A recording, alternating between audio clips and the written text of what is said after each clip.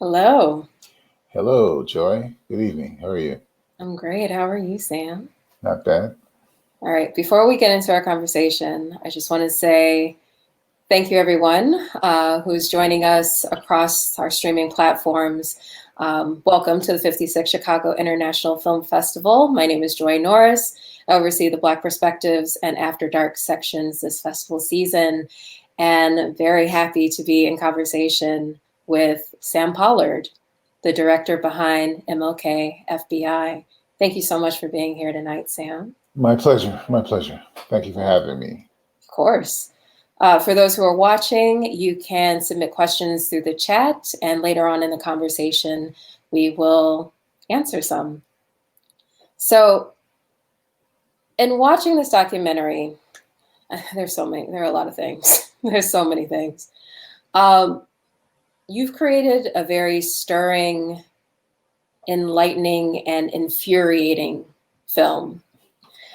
I have to ask, as you and your team were going through archival footage, how were you taking care of yourself and watching so many clips of, FBI, just going through the documents and just learning about all these attacks on Dr. King and just listening to J. Edgar Hoover speak in general?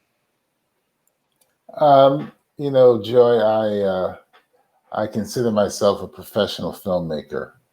I never let emotion get in the way of the journey.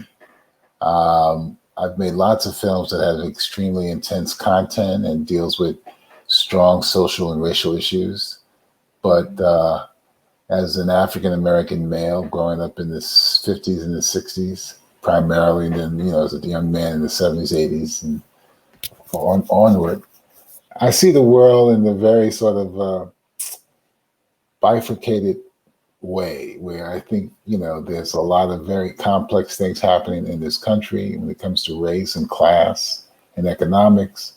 The roles of people are so fascinating to me. I've always been very curious as a young man and now as a filmmaker. So I like the idea of digging into stuff that can be, painful, that can be infuriating, that can make you angry. But I'm also, I'm a filmmaker. So that's part of my job, part of my responsibility to dig into those things and not shy away from stuff that can be, as you said, infuriating. What was the other two terms you used? Enlightening and stirring. And stirring. Sure. That's my job. And I embrace that job. I mean, that's why I am still at this, I guess I would say point in my career where I'm still very curious and very engaged and want to make different and unusual films that challenge how people perceive things, how people see people. Right. So you're not precious at all when it comes to your subjects. No, I'm not precious. I mean, I would say to you in some ways, the preciousness that I might have had in my 30s has sort of, floated away, and I not to say I don't have an ego, that I do, but I look forward to taking on challenging projects, trying to bring something new to the table and trying to engage people to listen to these things and hear these things and see these new things that I'm trying to say about America and our role in America as African American people, and the fact that our role is such an important part of the shaping of this country, pro and con. Absolutely. In your, of course, prolific career as a documentarian, do you feel in some way you've been desensitized to all of the complications of American? No. Okay. I'm not desensitized. I'm a walking wound. No. Everything touches me very deeply and emotionally. Now, I walk around with this veneer of being like Mr. Cool, nothing gets to me, but it does, and it challenges me. But, I always say to myself, okay, let's look at it. Let's just figure out how to handle it. Don't let yourself get overwhelmed. I mean, and part of that comes from just age and experience of making these films so long and being in the business so long. I mean, if we did rewind for me and you go back to my early 20s when I was a young aspiring editor, man, I was really uptight. You know, I was worried about every cut. I was worried about satisfying the directors I was working for. I was worried about, was I good enough? Now, as I've gotten older and I've made more films and I caught the brickbats or the honors, you know, I realized that's part of life's journey, the ups and downs. It's fun. Right. In this film, as you have so much access to the archives, right? FBI archives, Dr. King's archives. Was there anything that surprised you? And in addition to that, was there anything that you were looking for in particular that you wanted to highlight in this film? Well, you know, what's always fascinating about working on documentaries, historical documentaries, is that if you hire a good researcher, a good archival producer, and tell them to go and dig and find stuff that you've never seen or have never heard before, they will always come up with something that will amaze you and surprise you. So, for example, the footage that our archival producer, Brian Becker, found of Dr. King with his parents and Coretta Scott King and the kids in the basement playing, or wherever they were, you know, frolicking around as youngsters. I had never seen that footage. That was amazing to see that material. The footage of Dr. King with Harry Belafonte and the Merv Griffin show. Now, I knew he had been on the Johnny Carson show with Harry Belafonte, but I had never seen the footage where King seemed pretty relaxed with Harry, you know, talking about his childhood, talking about his father. That was amazing. The footage of the man on the street interviews, the white man and the white woman talking about Dr. King, where the white man says, you know, Hoover says King is horrific, but he's 10 times worse, whatever, something like that. And the white woman who says, I don't like him because he's too uppity.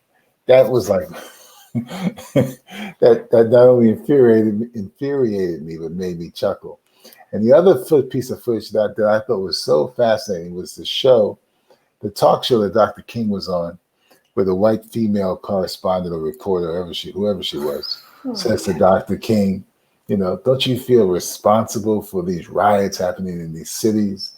And don't you think, you know, your people are moving too fast? Now, listen to that stuff. You listen to that stuff, Joy, and it reverberates in your ear because that's the same kind of dialogue you hear today. Okay.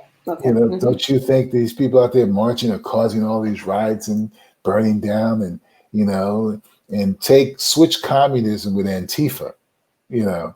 I mean, you know, it's like, that's what's sad in some ways when I watch this film, that some of this stuff, some of these things that were so prevalent during the 60s are still being, you know, announced by people today. It's amazing.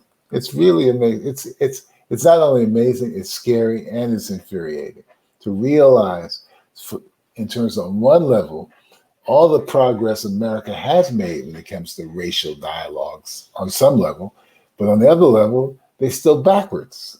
You know, they're still backwards about race. You know, I mean, for anyone to say into 2020 that there's no systemic racism in America is like got blinders on. They're completely blind. You know, I mean, all you gotta do is look at the bodies in the streets, from George Floyd to Breonna Taylor. That, you know, no systemic racism. Give me a break. Absolutely, and it's so man. You know, you want to believe that in some way there are things that have stuck within the national consciousness that might be a post in the ground for marking our terms and progress of us not reverting back to, you know, those days. But as you're saying, you see so much of a reflection today that you do then. Do you see the media in some way being accountable? I think, as you mentioned, that woman who was a part of the press, who, you know, very calmly, without any reservations, said to Dr. King, well, you know, you're just moving too fast. Do you, you know, you can still hear bits of that in our journalists today. You can hear it in our journalists today. You can hear it on Fox, you know, on social media. It's all over the place in social media. You know, That's why when you ask this damn president to repudiate the Proud Boys or QAnon, he can't do it because these people are part of his crazy base, and these people are still espousing that craziness that we see in the film. It's amazing. That same kind of craziness we see in the 60s, they're still espousing that stuff, you know? I mean, there's still this outlandish fear that America should be, no, I rephrase that. There's still this notion that America should be like it was in the 50s when I was growing up watching Father Knows Best and Leave It to Beaver, you know, the white man, the white family with the white father and the kids, and everything is hunky-dory. And you don't see any black people, you don't see any Asian people, you don't see any Latinos, you don't see anybody of color in an America that was already multiracial. I mean, it's amazing. It's amazing. Growing up in America, for me, watching all these damn movies I watched, which I loved, you know, Yeah. the only time I saw black people in those damn movies was when it was either Butterfly McQueen or Hattie McDaniels or Stephen Fetchit or Willie Best or Eddie Rochester Anderson. And then we were able to celebrate the 50s with matinee idol Mr. Belafonte and Mr. Portier and Dorothy Dandridge. We felt like, oh my God, we got some people look like us on the screen, you know, even though they were commodified, Yeah. you know, in the roles they played. You know, it's scary to think about America, you know, repudiating someplace like South Africa, and we were the same place. It's frightening. Completely. I'm glad you mentioned the films and media that you were absorbing as, you know, a young person. Oh. And that time in the film, you use a lot of clips from, you know, films that were around like G-Men and the FBI that were very much praising who these people were. And I wonder if you could speak more as to why you chose those clips to highlight the FBI. When we were in the editing room, one of the first things I said to Laura Tomaselli, the editor, who did a fabulous job, as she's starting to go through the archival, I came to the editing room one day and I said, you know, Laura, would it also be a nice counterpoint to the archival stuff of the, you know, this Dr. King at the March on Washington and footage of the old archival footage of the FBI and King and Selma or Montgomery. Since we're doing this story where we're understanding what the FBI was, let's dig into the mythology that was created in America about the FBI. And since I happened to be a major film buff, I knew all of these films. I had seen all these films.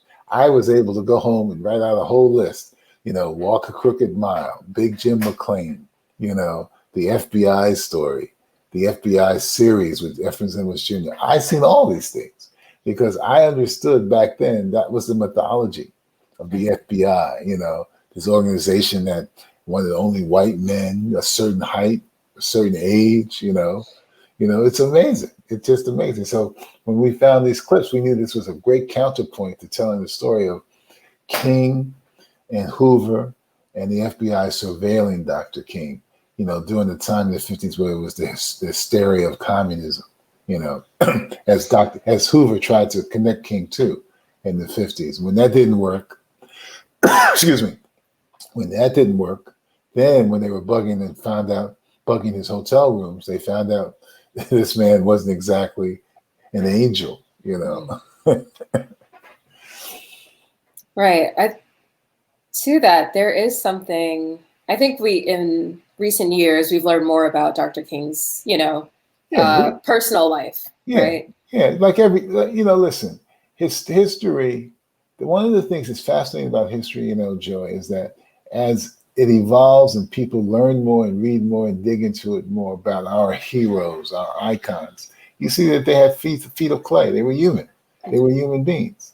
And part of the job is to sort of understand them on all levels. Now, it's not to be, you know, to create what I call a gotcha moment with these characters, on these people, but to look at their lives and see how complicated their lives was. As you see this film unfold, you see Dr. King basically in his face. He's here on one level, he's dealing with a movement trying to make change happen in the South and in Chicago and the North, you know, and this resistance he's facing. Then on the other hand, he's dealing with the FBI and J. Edgar Hoover, who are digging into his own personal life and upending that in a way, because he probably was going through his own personal changes with his family, with Coretta Scott King, and being on the road all the time. And now she's being bombarded with audio tapes and a letter, basically, of audio tapes of him having supposedly his voice or with a woman, you know, in a hotel room. So King was dealing with a lot, you know. And then when he decides to come out against Vietnam, he's got to deal with the pushback from the Johnson administration and from even within the civil rights circles who thought he had lost his way. He hadn't lost his way. He understood the issues of human rights is composed of what's going on in terms of civil rights. Yeah, absolutely. I think in those moments, it's really interesting to hear, I think Andrew Young is talking about the complexities of how those different relationships were working within the movement. Sure. And it's really interesting when it's brought up, the question, or at least the subject of infiltrators comes up, and he does not want to discuss it at all. I think it's Jim Harrison, right? He's asked in particular, and of course, like you mentioned, Ernest C. Withers in the film. Yeah. And I'm curious, what is your thought about him not wanting to go down that road of discussing it?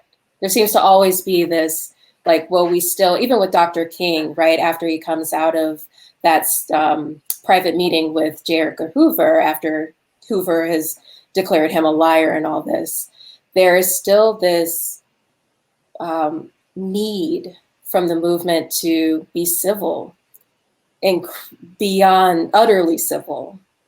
Well, that was who they were. I mean, that was part of the whole nonviolent creed, you know.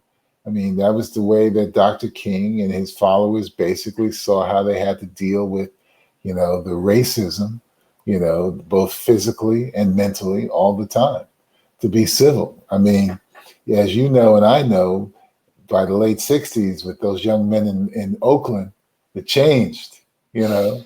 When some of those young men from SNCC, like Stokely and H. Rap, it changed. They said, we're not going to be so civil, you know. But for King and Andrew Young and Clarence Jones and Fred Shuttlesworth, it was basically following the tenets of Mahatma Gandhi, nonviolent, you know, resistance. That was the attitude. That was the philosophy.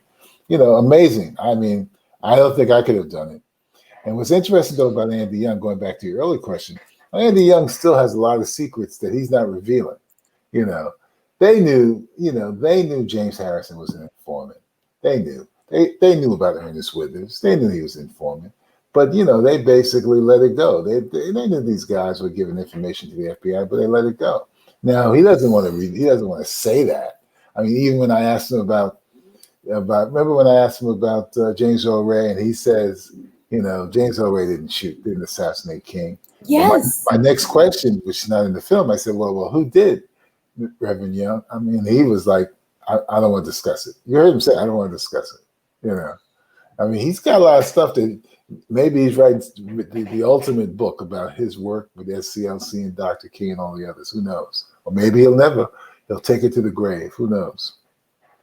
We'll see. Well, it makes me think now about the tapes and all these recordings, right? What will come out of those that won't be released until 2027, right. I believe. Two questions. One, do you have plans to revisit the subject once those tapes are released? And two, if you found information in those tapes that expound on, you know, these subjects that, you know, some of your interviewees did not want to discuss, how would you go about using that information? Well, it's interesting. Someone asked me that earlier today or yesterday, you know, would you make another film? I initially said an epilogue. We'd probably do a new epilogue. Oh, but really? who knows? You know, the question to ask is what's on those tapes? You don't know. I mean, it could be not just salacious stuff, but it could be stuff of King talking with his lieutenants about his strategies.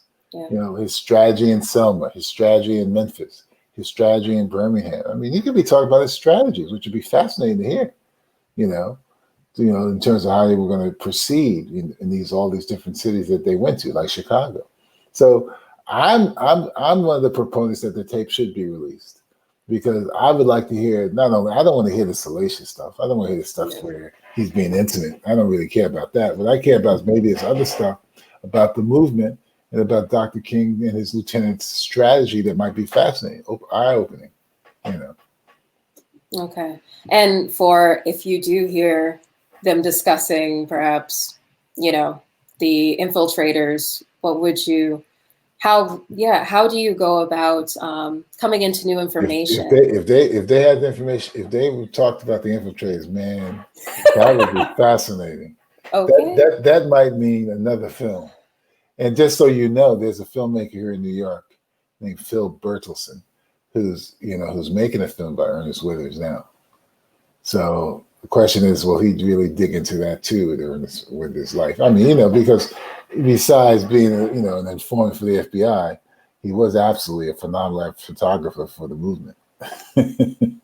Yes, I can't imagine how he was able to just be of those two minds, the duality of, Yeah, but listen, that's how we are as people. None of us, Joy, have just one line of thinking about life, There's many kind of divergences, Don't you be multitasking in your head, all the different things you have to think about? I mean, it's like me sitting here with you thinking, as we're talking about this film, I'm thinking about, do I want some dessert after this phone call? What are you going to say, food? Because I'm yeah. And then I'm thinking, what do I have to do tomorrow? I have to talk about this Arthur Ashe doc. I got everything going in my head. It's not just talking to you, Joy.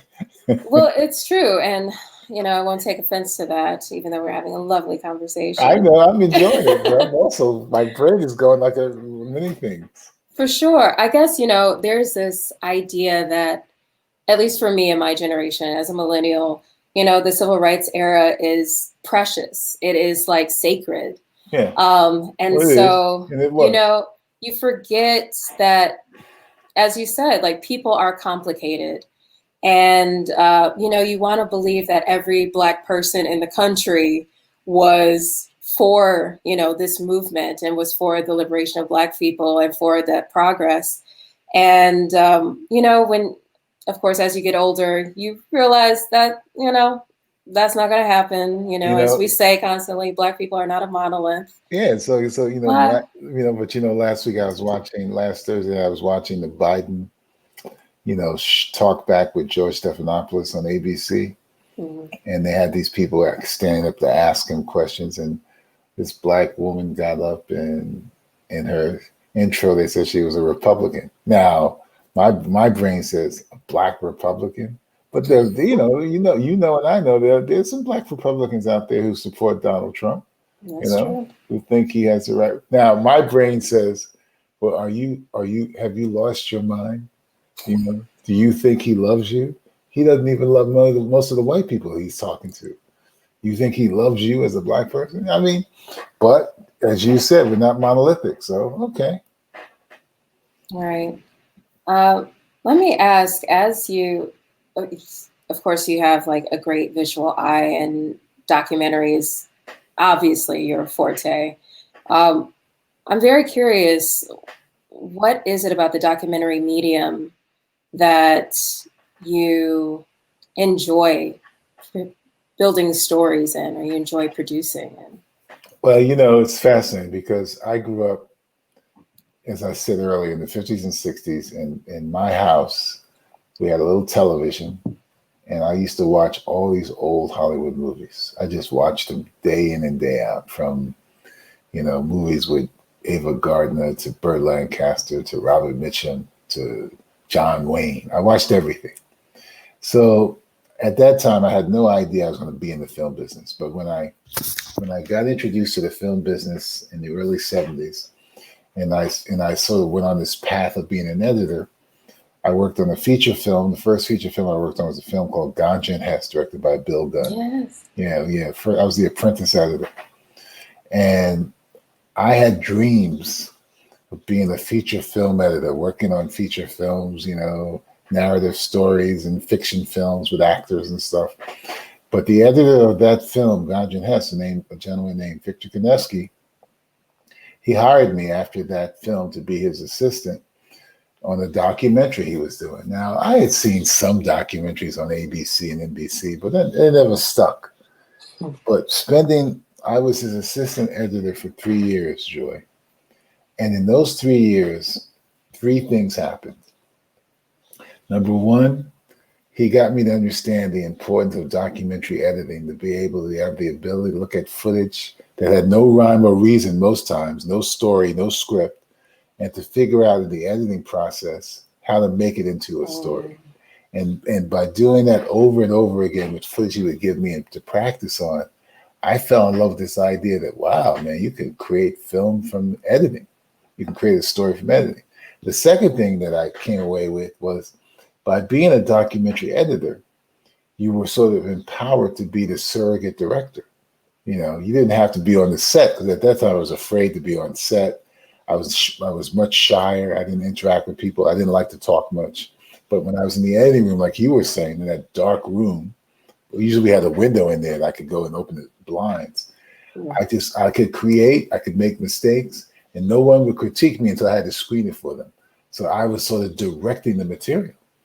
So I became very empowered as a documentary editor that I could make it. Now, the third thing that I came away with that's fascinating is that when you become a documentary editor, you have to understand that if you make it work, and if you make that film work, everybody will love you. But if you don't make it work, everybody will say, "Oh, Sam, that's too bad. You really bad." You know. Yeah. And initially, those kind of reactions would put me in an emotional and psychological tailspin where I would think I was useless, not good enough, never going to make it. But I came to understand from that, though, is that what life is. Life is about ups and downs. Sometimes people love you. Sometimes people reject you. Sometimes you're embraced. Sometimes you're rejected. You know, that's life. And all of this, everything about filmmaking is a parallel to me about life. And that's why I love documentaries so much. Oh, man, that's such a great reminder. Yeah. Really. I still love them. I love them. Now, I don't want to sit and physically edit them anymore because I'm too old, you know. Well, and I imagine with this, like going through not only hours, but like weeks of footage, what an incredible task, you know. That's why I hire good editors like Laura Tomaselli. Shout out to her. Real shout out to her. Yeah. As you're talking about, it's so true. In the editing phase, you do, especially in documentary, you create the story. I wonder here, and of course you had writers on this project as well. Yeah, that's a whole other discussion, but I won't go into that tonight. Okay, we don't have to go there. But I am curious, how with such a, man, with a story like Dr. King's and, you know, the prolific odds that he was against, what was your process of thinking of how to go about beginning the story or telling the story? Well, you know, the way you normally do it when you're dealing with a story like this that has a chronology is that you build it out chronologically. You just really build it out chronologically. You know, basically, you know, when you get past what I call the prologue or the tease, as you can see, we start with Dr. King as a young man in 1955 in Montgomery, Alabama. And you build it out. Now, the first cut we had of this show was over 2.5 hours because we had everything. We had Montgomery, we had Birmingham, we had Selma, we had the Pettus Bridge, you know, interweaving that with the FBI, you know, surveilling King, and then Hoover going to, I mean, with the FBI thinking King was connected to the Communist Party, then Hoover going to Bobby Kennedy asking to be able to, you know, to wiretap him, and then going even further, bugging hotel rooms. So we were doing this sort of parallel story. We even dug into the whole FBI and how they were involved with this group, these two brothers called the Solo Brothers, who they were monitoring also at the same time, during the same period. So we told this long, long, long story. Now, one of the things that Laura came up with when she first started assembling the material, she found this archival footage of A. Philip Randolph introducing Dr. King at the March on Washington. And when she first showed me that sequence, that material, I said, that's how the film's got to open, you know, and with King's speech, because we all know that's the iconic speech. We couldn't use all of it because of, you know, legal issues with the family, but we tried to use a little bit of it that would be, and bring you into the March on Washington, which is the epitome of Dr. King's historic reputation. And then from that, go back and really do a chronology. And that's what we did.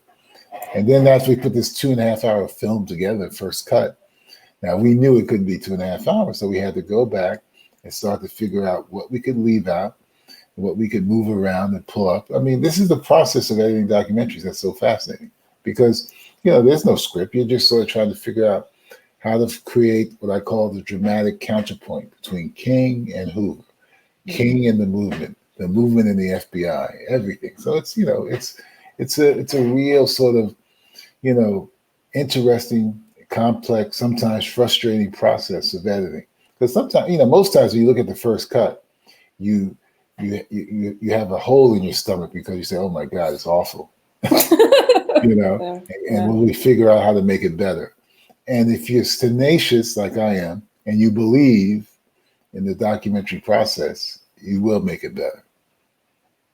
Absolutely, and you just made a really stunning film. I'm very curious, you know, with FBI in the title of the film, was there at any point that they were aware you were making this, and did you receive any pushback or anything from the FBI or government? You know, no pushback from the FBI, no pushback from the family, from the King family. I mean, it's surprising to me.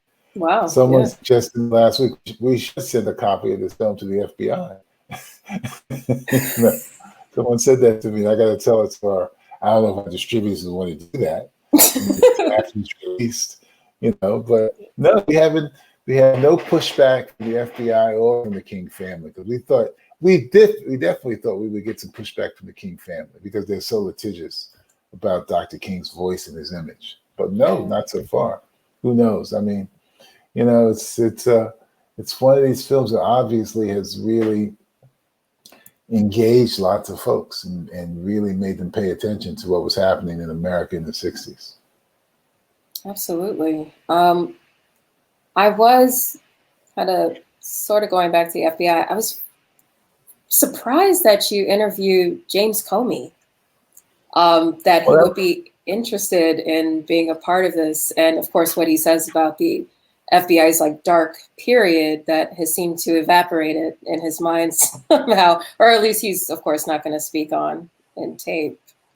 But what was that like? What do you mean he's not going to speak on tape about what? Or being upfront about how the FBI has not come out of a dark period and probably never will.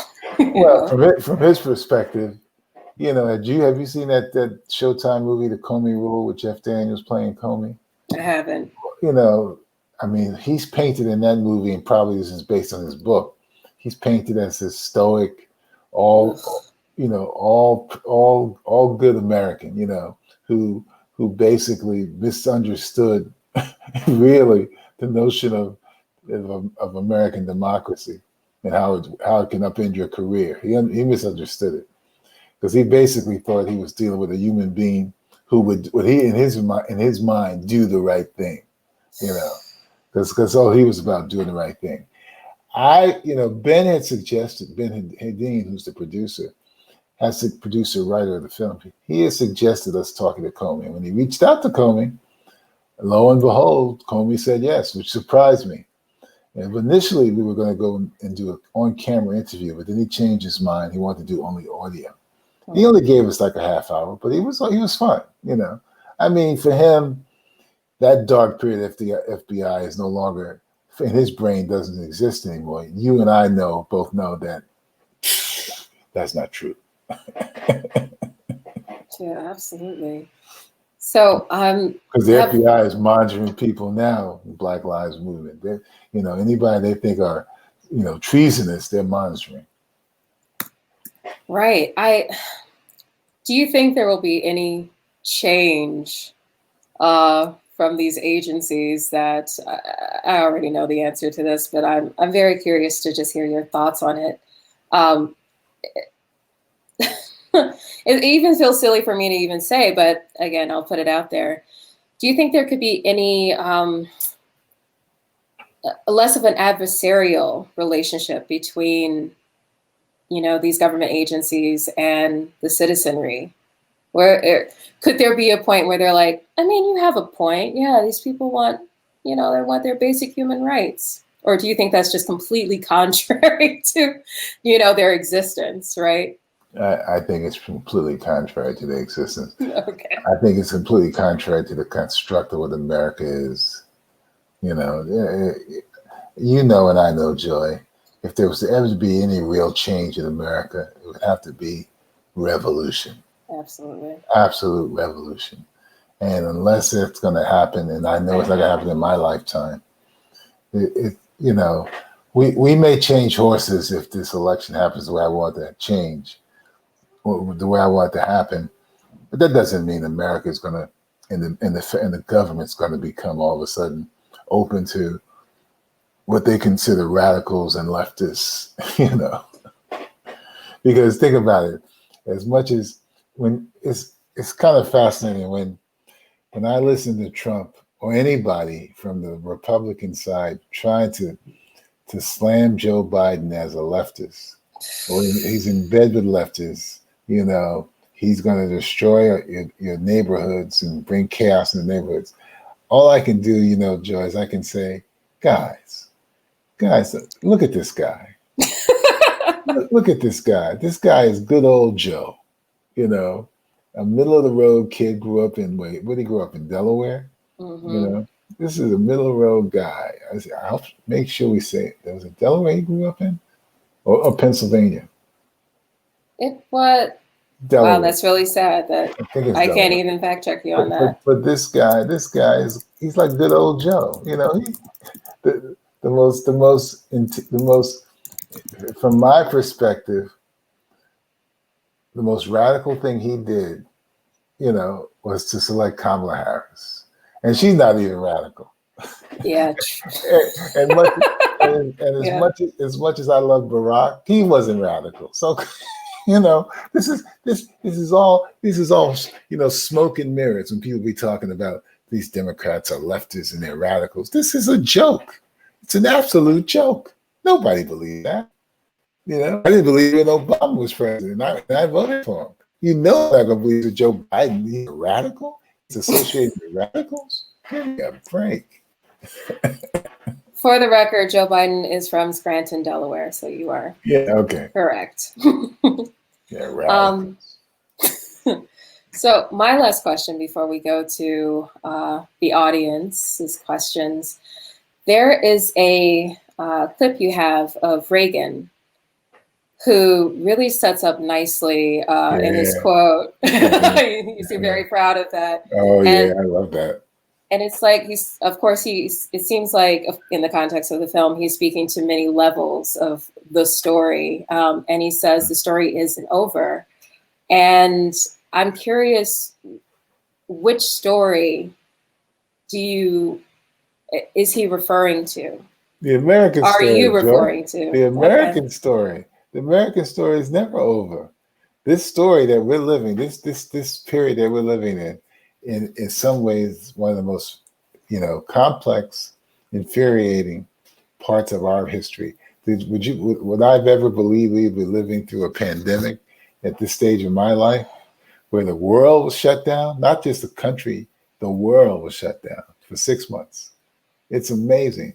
Could you have told me that we had a reality shyster, reality pitchman, not a shyster, shyster's a lawyer, reality pitchman as the president of the United States? No, I wouldn't have believed that. You know, the story is never ending. This is like, you know, it's like when Humphrey Bogart says to the two detectives when they ask him about the Falcon, he says, the stuff dreams are made of, but these are some dark dreams. These are nightmares. Okay. Oh, okay. Thank you for saying that. Yeah, you got me in a great frame of mind. I'm saying some stuff I haven't said in any of these other interviews tonight. Gotcha. Yeah, good. That's dope. Okay. All right. From our audience, you've sort of touched on this, but maybe you can give more insight into it. The question is, can you talk about the process of locating and arranging all the archival materials? So do you know how your archival team went about? Yeah, I do. I mean, Okay. their job is to us give them a list of places and things that we think we want for the film. And then what they do is they go to all the normal archival places like ABC, NBC, CBS, Shutterstock, you know, they go to all these different archival sources to find that material that we've been asking for. We give them lists. We always give the archival producer a list of what we might be looking for in terms of Dr. King, in terms of the Hoover, in terms of the FBI. And what's always fascinating, if you get a good archival producer, they will then unearth things that you didn't even ask for that they'll find. That's a good archival producer.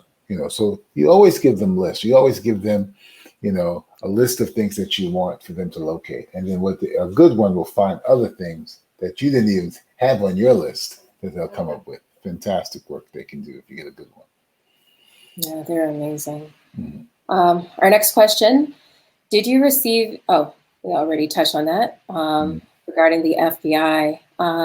Going on to Tom, who asks, is one purpose of your film to serve as a preemptive strike against the anticipated release of the recordings in 2027 and how the release may affect Dr. King's legacy? Oh, preemptive strike. Yeah, I don't think so. I wouldn't say that was the rationale. I mean, the rationale was we read a good book that David Garrow had written about King and the FBI, and we both thought, wow, this would be a great film. But dig into King, and dig into Hoover, dig into the FBI. No, I didn't think we didn't see it as sort of preemptive. It makes me think of the moment where you switch over from, of course, we're hearing all your interviewees in voiceover without any talking heads until the end of the film. I believe it is in your conversation with David Garrow where we hear your voice asking him the question. I'm curious, what was your decision to leave in you asking him the question? Because I believe that's the only time we hear your voice in the film. Because we had went back, we had interviewed David Garrow originally in 2017. When we had decided to make a film, we wanted to really sit down and do like a 4-hour interview with him that he could cover all the stuff he covered in the book about the FBI and Communist Party and Hoover and King. Then, I think it was in 2017 or 2018, he wrote this op-ed article about the rape allegations, that had been bandied about Dr. King that he had read from those transcripts, and he got a lot of pushback from that. So, and I thought, for a man who had loved Dr. King, he seemed to buy into this idea that, oh, this is horrible what he was doing, possibly raping a woman, and feeling like it could sully Dr. King's reputation. And my take was, well, you didn't actually hear the tapes. You don't know what's really on those tapes. This is what the subjective perspective of the FBI, with the little notes in the margins. So we went back to Pittsburgh for a second interview, and that's why I asked him that question. I want him to say, what do you think your responsibility as a historian is? Now, he didn't really answer it to my satisfaction, but that's why my voice is in there, because I asked him that question, which led to the answers from the other people. Okay. Yeah. So holding him accountable. That was the hope. I wanted to hold him accountable, but he kind of dodged me. Interesting. Well, that's the perfect segue into this next question from Holly. How did you choose your interviewees? Well, as you probably see, we don't have many in the film. Yeah. We wanted to make sure we had Garrow, who was the important subject, because the film is based on his book. We wanted to make sure we had a couple of historians, so we reached out to Donna Murch and Beverly Gage. They both were very, important historians in their area. Beverly Gage had written about the FBI and J. Edgar Hoover. And Donna Murch had been writing about, the 60s radicals and the impact of the FBI on people, on organizations like the Panther Party and Dr. King and stuff. And then we felt like we wanted to talk to some close associates of Dr. King. So that's when we decided to interview Clarence Jones, and Andy Young. And Andy Young took a while to get, but he said yes. And then we interviewed a journalist who had been at Garrow's house, who had done research and articles about Ernest Withers, you know. Mm. So there weren't that many people. Oh, and then we interviewed the one other person we interviewed was Chuck Knox, a former FBI agent who was in Texas, who came into the FBI in the late 60s, you know, when things were changing in the FBI in terms of they were starting to recruit more black men and stuff. And he was interesting about his perspective on the FBI back then. Yeah. Okay. Well, thank you. Thank you for sharing your film, obviously, with us. Thank you for taking the time to talk about it tonight. And